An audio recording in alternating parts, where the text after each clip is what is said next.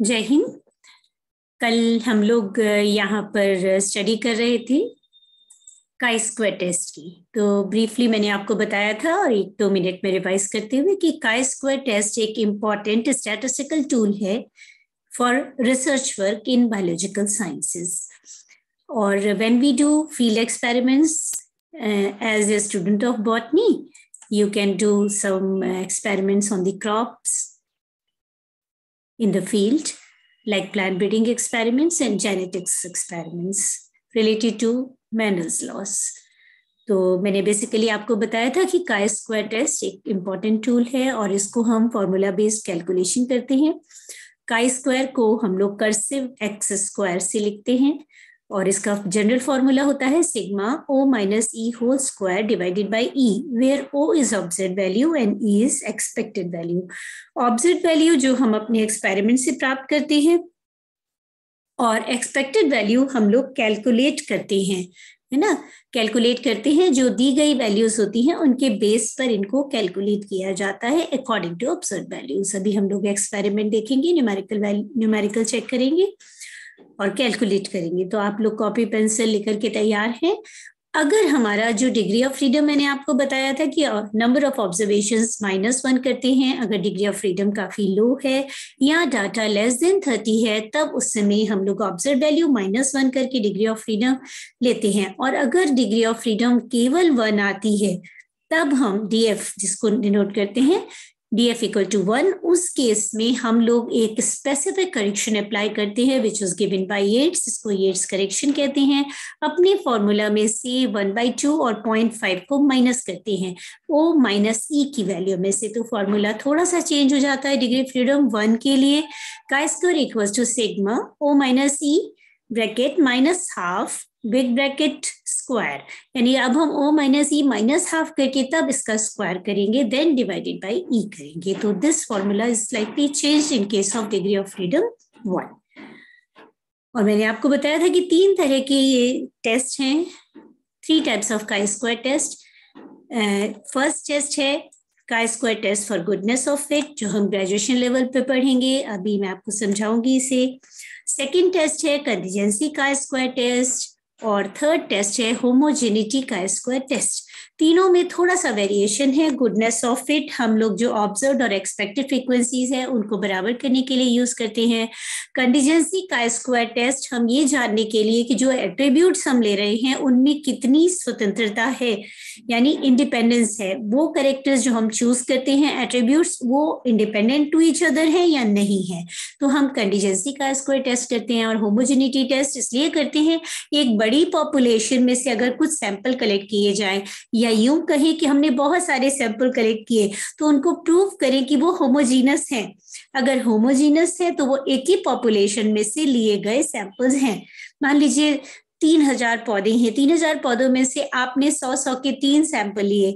अब हम इन तीनों सैंपल को चेक करेंगे कि ये जो 100 के 3 सैंपल्स हैं, they belong to the same population और not. If the answer comes as homogeneous, means they belongs to the same population.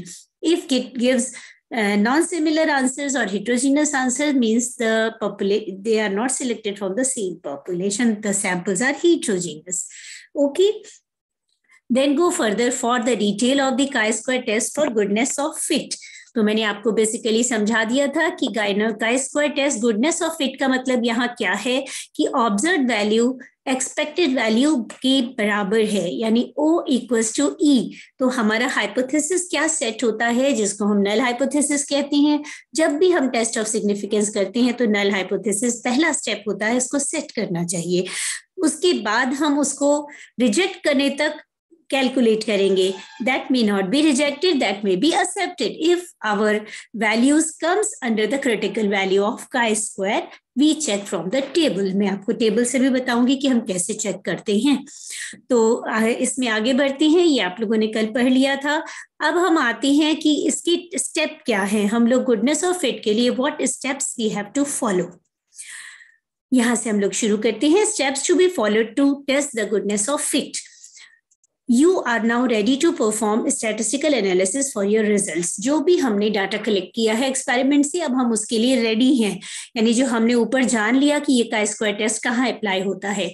Suppose we are performing experiment of plant breeding and we have collected several values, observations हमने ली, उनकी table बनाई. Table से हमने देखा कि ये कहीं ना कहीं जेनेटिक्स के किसी नियम पर आधारित है. तो जब हमने देखा कि कुछ रिजल्ट्स जो आए हैं वो कहाँ मैच हो सकते हैं, किस रेशियो से, अगर मेंडेलियन रेशियो है, इंटरेक्शंस ऑफ जीन्स है या मॉडिफिकेशन टू मेंडल है, तो हम उस पे बेस्ड एक हाइपोथेसिस बनाते हैं.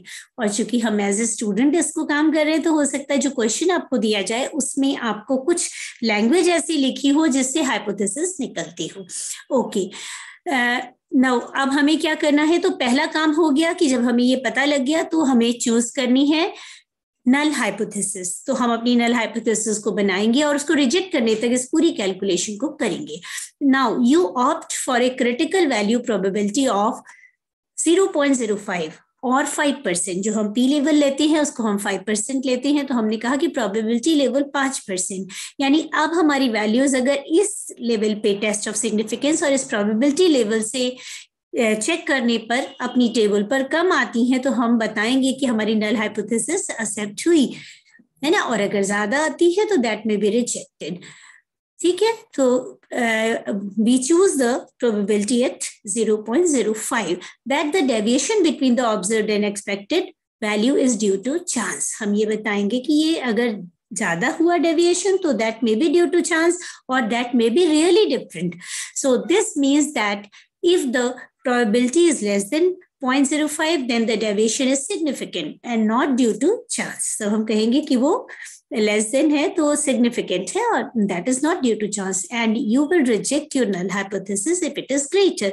However, if the deviation is greater than 0.05 then the deviation is not significant and you will not reject the null hypothesis. Okay, now go further. For that, now working procedure step by step, जैसे कि हम statistical analysis में लिखते हैं. तो पहला step है deviation between the observed and the expected results should be calculated.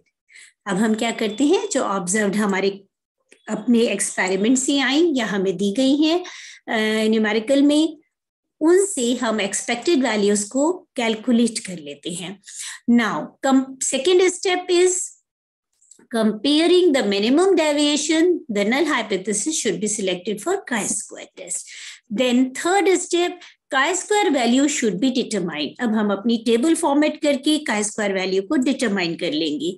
और फोर्थ स्टेप है comparing the calculated chi-square value जो हमने निकाली है with the tabulated chi-square value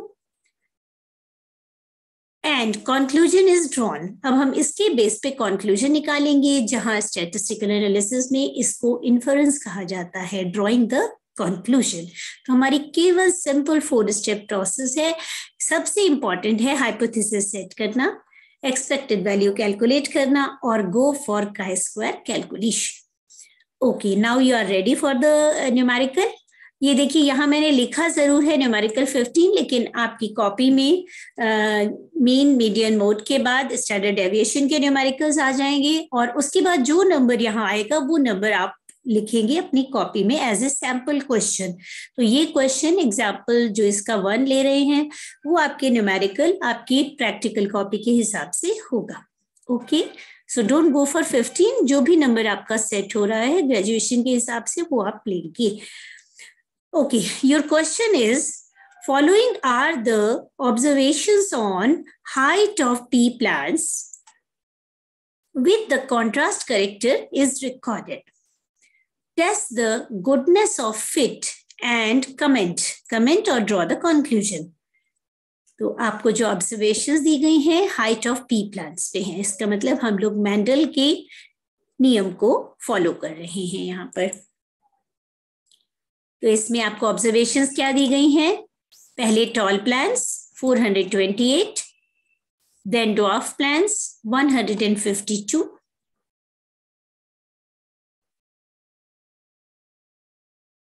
अब हम हाइपोथेसिस सजेस्ट करेंगे according to our observations. We are suggesting the hypothesis हम लिखते हैं null hypothesis at 0 says O equals to E. Observed value equals to expected values. Observe value, अब हमें लग रहा है कि कुछ रेशियो फॉर्म हो रहा है इसमें, तो हमने इसको मेंडल का मोनोहाइब्रिड क्रॉस हाइपोथेसाइज किया, यानी observe value according to 3:1 expected ratio of Mendel's monohybrid cross. We are saying that observed value equals to 3:1 ratio of Mendel according to monohybrid cross. We may choose 1:1 also, लेकिन यहाँ पर चूंकि values में difference दिखाई दे रहा है तो it seems to be 3:1 हो सकता है, तो ये हाइपोथेसिस निकालनी है. Okay, this is the first step. Now come to step 2. अब हम स्टेप 2 पे आ गए. Calculation of expected value for each ratio. अब ये जो रेशियो हमारा 428 152 है, ये तो ऑब्जर्व्ड है. हम इसके लिए अकॉर्डिंग टू 3:1 रेशियो एक्सपेक्टेड निकालेंगे कि क्या होना चाहिए, यानी एक्सपेक्टेशन क्या है हमारी.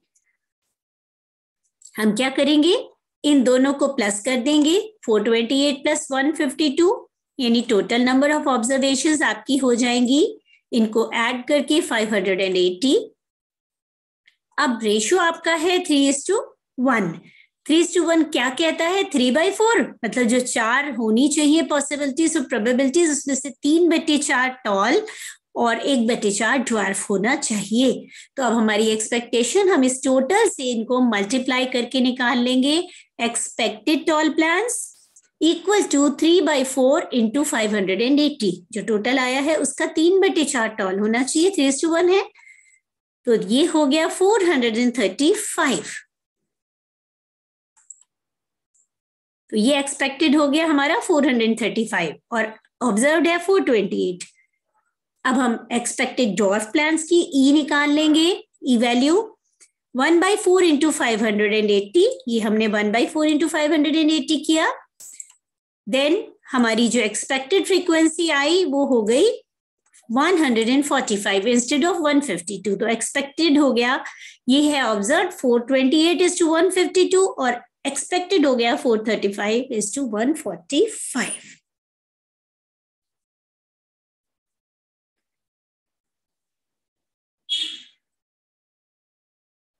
ओके, तो ये जो आप कर रहे हैं, yes you have to write it in the practical copy. मैंने लिखा है for practical copy, somebody has commented, so you will write in the practical copy. तो 2 स्टेप हो गए आपके. स्टेप 1 हो गया, आपने हाइपोथेसिस सेट की. स्टेप 2 हो गया, आपने एक्सपेक्टेड वैल्यू निकाल ली. अब हम स्टेप 3 पे आते हैं, calculation of chi square value. ये स्टेप 3 है. अब हम क्या करेंगे, हम देखिए टेबल बना लेंगे इस तरह से. इस टेबल में सारी कैलकुलेशन हो जाएगी. एक्सपेक्टेड वैल्यू आपने निकाल ली है. अब आप देखिए, हमने ये टेबल बनाई तो यहाँ लिखा नंबर ऑफ क्लासेस या नंबर ऑफ ऑब्जर्वेशंस 2 हैं, 1 2. 2 ऑब्जर्वेशंस किन करेक्टर पे हैं, करेक्टर है लेंथ का या हाइट का, टॉल एंड ड्वार्फ. तो ऑब्जर्वेशन हो गई 2, जिसकी डिग्री ऑफ फ्रीडम हो जाएगी 2 - 1 = 1. ऑब्जर्व वैल्यू जो आपको दी गई थी वो आपने यहाँ लिख दी है ना. ये आपको दी गई थी 428 152. You have written tall and dwarf respectively. आपने कैलकुलेट की है, जो रेड से मैंने मार्क की हैं, एक्सपेक्टेड वैल्यूज ई 435 एंड 145, बिल्कुल उनके respective tall is to dwarf लिख दिया. तो ये ऑब्जर्व वैल्यू, ये एक्सपेक्टेड वैल्यू है ना. तो अब आपकी टेबल में कॉलम कितने हैं, आप ध्यान से बना लीजिएगा. 1 2 3 4 5 6 7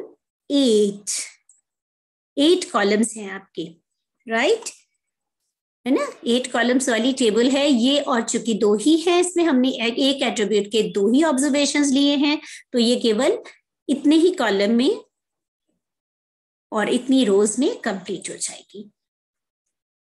एक्सपेक्टेड लिख लिया. अब हम लिखेंगे O - E, यानी हम डिफरेंस निकालेंगे. एक इंपॉर्टेंट चीज आपको बताते हुए, जो हमने फॉर्मूला लिया था उस फॉर्मूला को ध्यान से देखेंगे. इसमें एक ब्रैकेट के बाहर स्ट्रेट लाइन है जिसको हम एब्सोल्यूट का साइन कहते हैं. एब्सोल्यूट क्या शो करता है कि प्लस और माइनस को नल माना जाए, यानी कंसिडर न किया जाए।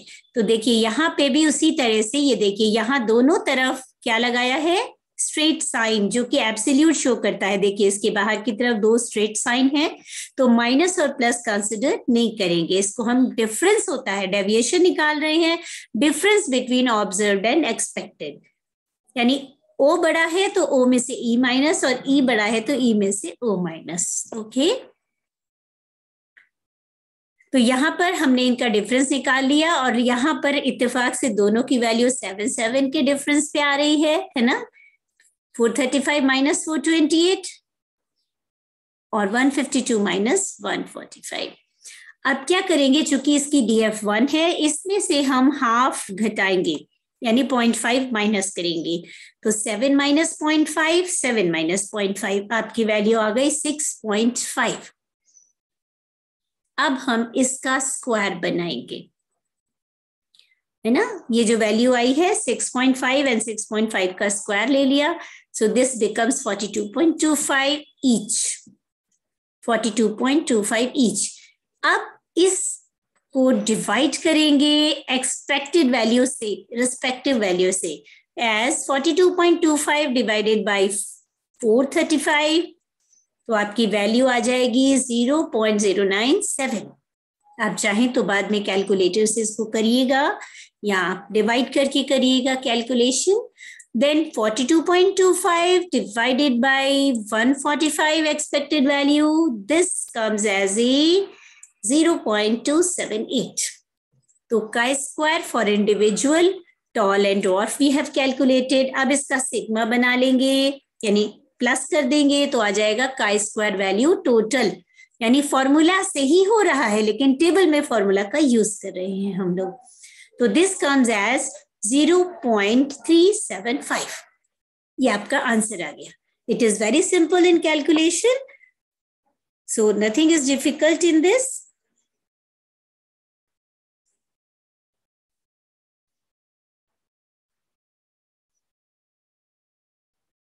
Okay, you must have noted down. और देखिए डिग्री ऑफ फ्रीडम निकाली है। Since in this experiment the samples are of 2 classes, 2 observations पे बेस्ड है, तो degree of freedom DF equals to 2 minus 1 equals to 1। यहाँ हमने कैलकुलेट कर दिया है, तो degree of freedom is 1 now, right. ये डिग्री ऑफ फ्रीडम क्या हो गई, 1 हो गई। अब हमें कंक्लूजन निकालना है ना। बहुत सिंपल कैलकुलेशन है, आप दोबारा इसको पढ़ के और दोबारा नोट डाउन कर लेंगे। अब आती है स्टेप 4 कंक्लूजन। इसको हम यहाँ इन्फरेंस कहते हैं। तो पहले कंक्लूजन निकालें, फिर इन्फरेंस ड्रॉ करेंगे। The calculated chi-square value is 0.375, right. ये अभी हमने ऊपर कैलकुलेट की है। यहाँ पर देखिए मैं इसको भी रेड मार्क कर रही हूँ। सो this is your calculated value of chi-square. The tabulated chi-square at 0.5 probability, जो मैंने आपको बताया था, for degree of freedom 1 is, ये जो टेबल से निकाली गई वैल्यू है ये है 3.841। ये जो वैल्यू है देख रहे हैं आप लोग 3.841। This is from table. I am marking it as a green. ये कैलकुलेटेड रेड से किया और ये ग्रीन से 3.841। मैं अभी आपको जस्ट बताऊंगी कहाँ से आई, कैसे आपने देखी, कैसे चेक किए वैल्यू। एग्जाम में ये क्वेश्चन में दी गई होती है, चूंकि टेबल नहीं प्रोवाइड कर सकते। The calculated value is much less then the table value. आप देखिए ये 3.841 टेबल की वैल्यू है और हमारी वैल्यू तो बहुत कम आ रही है, यानी विद इन दिस रेंज आ रही है और लेस देन दैट है। So the deviation is insignificant. इसका मतलब ऑब्जर्व वैल्यू और एक्सपेक्टेड वैल्यू में ज्यादा डेविएशन नहीं है, सिग्निफिकेंट नहीं है। तो the observe deviation is due to chance factor only. तो जो डेविएशन दिख रहा है दैट में बी ड्यू टू चांस, कि कुछ जब हमने लंबाई नाप रहे होंगे पौधों की तो स्केल थोड़ा इधर उधर हो गया होगा, है ना, या हमने एक जैसे पौधे नहीं लिए होंगे या स्लाइट वेरिएशन होगा। So it lies in the probability range 50 to 70%, यानी ये जो रेंज है वो हमारा 70% तक मैच करता है, बहुत कम वेरिएशन है। So the observed result is in good fit with the Mendelian mono hybrid ratio 3:1। 1 इसमें फिट होता है. क्यों? Because it is less than that of the tabulated value और द क्रिटिकल वैल्यू. अब देखिए आपने हाइपोथेसिस सेट की थी. अब हाइपोथेसिस एक्सेप्ट हुई कि रिजेक्ट हुई, इसको हम कहते हैं कमेंट और इन्फरेंस. यानी स्टैटिस्टिक्स में this is called as inference. यहाँ ड्रॉ द कंक्लूजन. आपने क्या कंक्लूजन ड्रॉ किया? It is concluded that experimental results shows Mendelian monohybrid ratio 3:1 showing goodness of fit. Goodness of fit. So you can say thus null hypothesis is accepted. क्या हो जाएगा आपका inference? Thus null hypothesis is accepted. Yes, क्योंकि it is showing goodness of fit. तो इसीलिए इस test का नाम है goodness of fit chi-square test. I think it is very much clear to you. चलिए दिखाते हैं आपको कि टेबल से कैसे ये 3.841 आया. ये है टेबल जो कि आपकी बुक्स में, बायोस्टैट की बुक्स में दी गई होती है, या स्टैटिस्टिक्स की बुक्स या एग्रीकल्चरल स्टैटिस्टिक्स की बुक्स में. ये देखिए डिग्री ऑफ फ्रीडम दिया है यहाँ, है ना. डिग्री ऑफ फ्रीडम कहाँ तक है? 80 तक दिया गया है इस टेबल में, 1 to 80.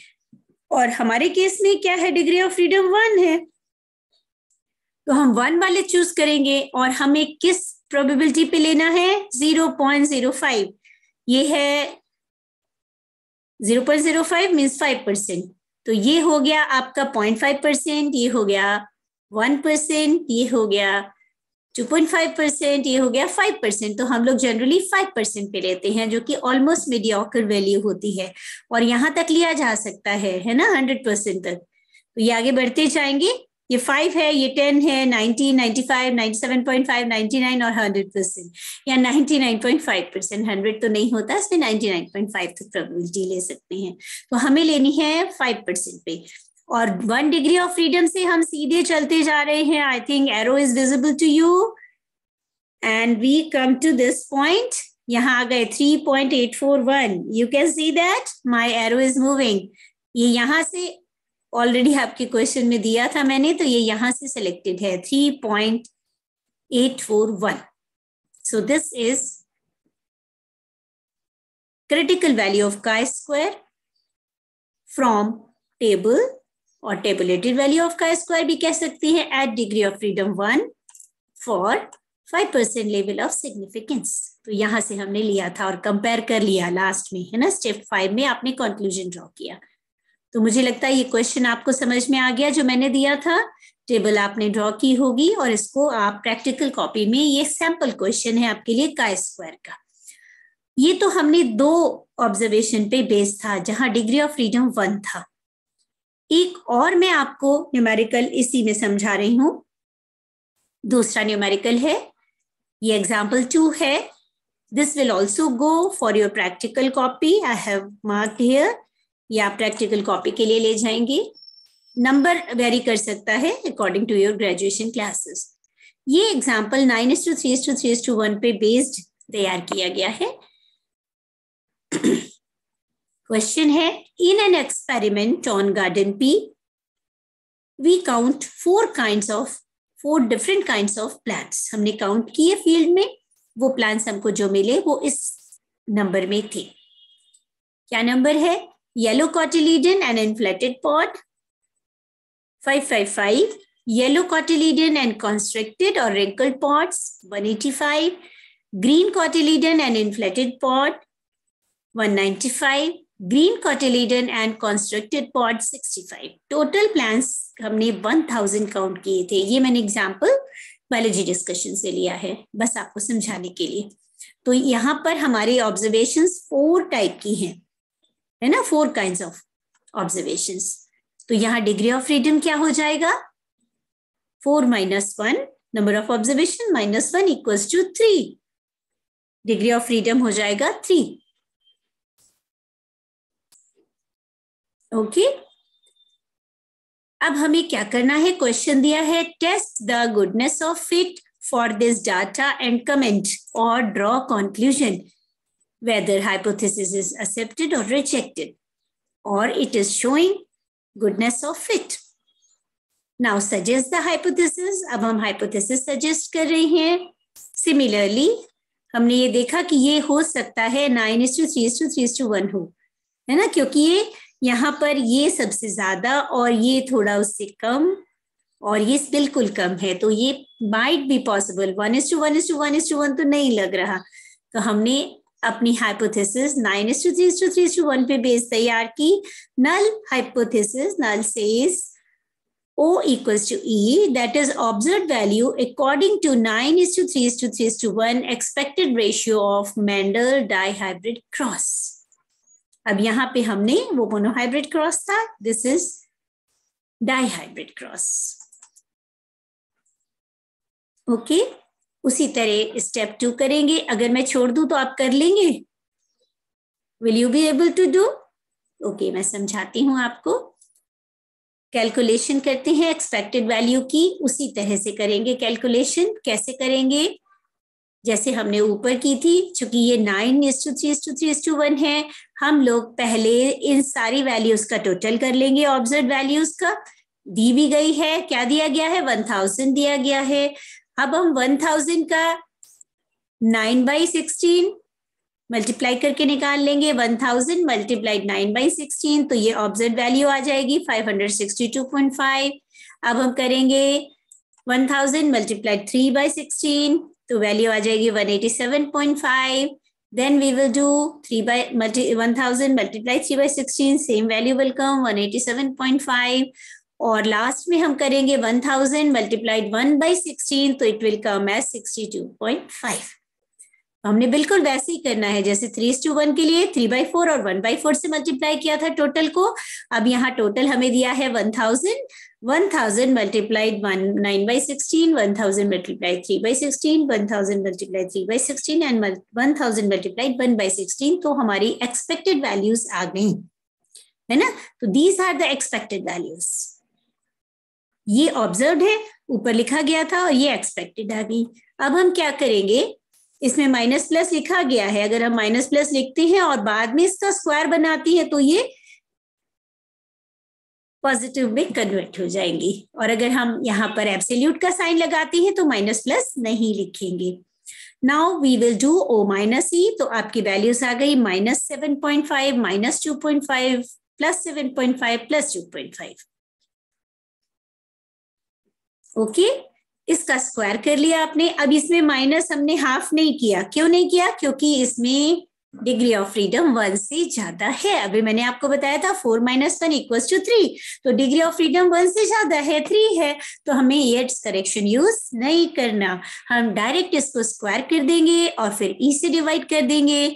So when we divide, जैसे ये आया था 56.25 divided by expected 562.5, 6.25 divided by 187.5, 56.25 divided by 187.5 and 6.25 divided by 62.5. It will come as 0.1, 0.03, 0.3 and 0.1. इसको हम एड अप कर लेंगे 0.53.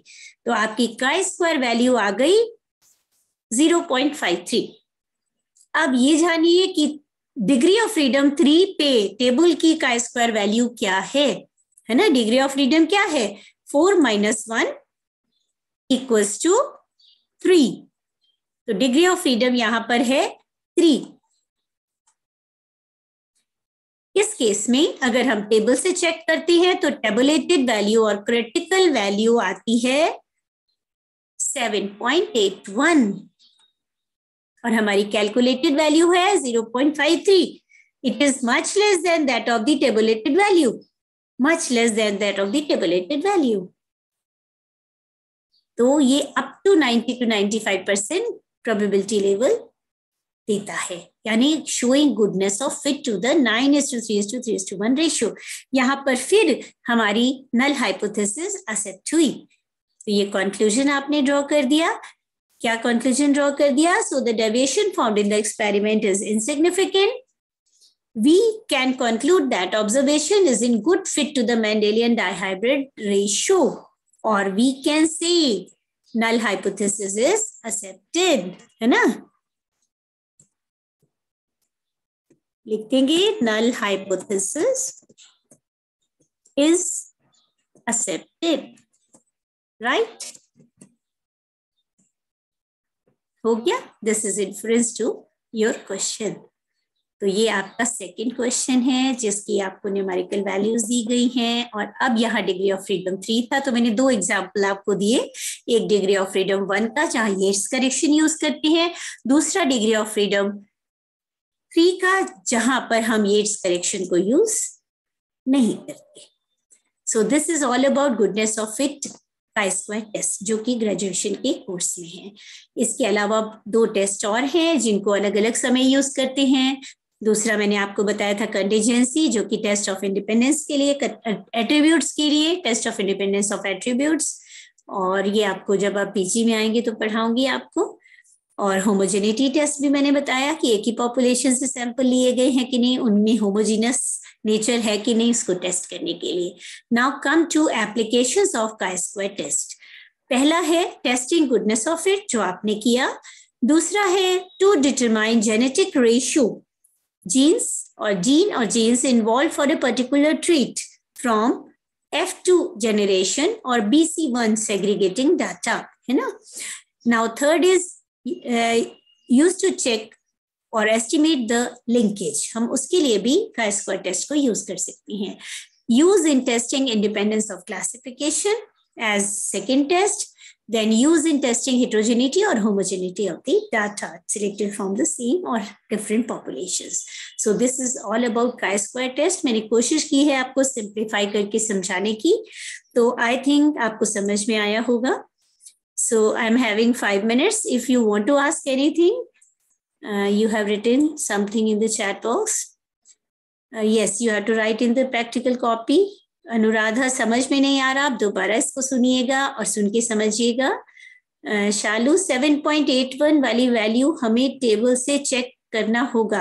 हाँ, करना होगा चेक बेटे. ये ऑलरेडी आप लोग के चूंकि जूनियर क्लासेस में है तो आपको ये दी गई होगी वैल्यू, और नहीं तो मैं आपको एक बार फिर से दिखा देती हूँ कि वो 7.81 कहाँ से आया. I will show you just now. देखिए, अगर हम टेबल पे जाएं तो डिग्री ऑफ फ्रीडम 3 के लिए मैं आपको एक बार फिर से बताती हूँ. देखिए वैल्यू कहाँ से आई. ये देखिए डिग्री ऑफ फ्रीडम 3 है. अब 3 वाले में हम कहाँ चले जाएंगे, प्रोबेबिलिटी 0.05 पे, है ना. यहाँ आ गए, देखिए 7.815 ये वैल्यू आ गई यहाँ से डिग्री ऑफ फ्रीडम 3 के लिए. तो हम टेबल से चेक भी कर सकते हैं. तो आपको आना चाहिए, क्योंकि हम हायर क्लासेस में हैं तो हमें ये जानना चाहिए कि हम कैसे चेक करें. ओके, तो आई think it is clear, right Shalu? Yes ma'am. Okay, बहुत मुश्किल नहीं है स्टैटिस्टिक्स, हम लोग को ध्यान से समझना और पढ़ना पड़ता है. ओके, अनुराधा को भी समझ में आ गया, दैट्स नाइस. चलिए आप लोग पढ़ते रहिए और मैं कोशिश करूंगी कि अब आपके आगे के चैप्टर्स को भी क्लियर करते चले. अब आपके कोर्स में जो एक इम्पॉर्टेंट चैप्टर है वो है डिजाइन, एक्सपेरिमेंटल डिजाइन. तो मैं इसको भी लूंगी, आपको बताऊंगी. और फिर आपका बायोटेक्नोलॉजी का सेक्शन मुझे सेकंड पेपर से लेना है, तो I will start with that. So see you for next lecture. We'll try to take your next lecture tomorrow. किसी को कोई और क्वेरी?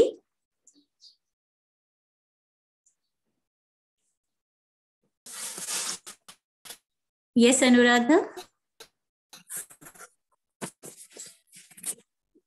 मैम ये पेपर वाला कुछ समझ नहीं आ रहा है कि कौन सा पेपर ऑप्शनल होगा. ऑप्शनल? ऑप्शनल कौन सा है आपके में? एक ऑब्जेक्टिव पेपर होगा एमसीक्यू का, है ना. तो थर्ड ईयर में third paper is MCQ paper, multiple choice question paper. First year में फर्स्ट पेपर था, सेकेंड ईयर में सेकेंड पेपर और थर्ड ईयर में third paper. Third paper means जो आपका एनवायरमेंटल साइंसेस का पेपर है and plant pathology, that is should be the multiple choice question paper. Okay, इसमें कोई वो नहीं है confusion, that is clear. Okay बेटा, सो सी यू टुमारो. जय हिंद.